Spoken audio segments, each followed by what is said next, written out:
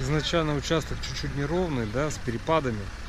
Перепады есть по 30 сантиметров, там ямки периодически, периодически встречаются тоже. Приняли решение трактором выровнять немножко площадку, вот это все сейчас привели в порядок. И уже на готовом основании, на ровном участке, будем производить работу по устройству ленточного фундамента. То есть это все вам покажу, расскажу. То есть я тоже считаю, я вообще считаю, что изначально надо подготовить участок уже, чтобы он был ровный, чтобы были готовы подъездные пути, и после всех подготовительных работ уже начинать непосредственно строительство. Вот, кстати, завезли еще балок наш строительный. Вот он. Сейчас привезем еще генераторы и уже завозим материалы. И со дня на день начнем еще строительство в этом чудном, красивом, даже скажу, живописном месте.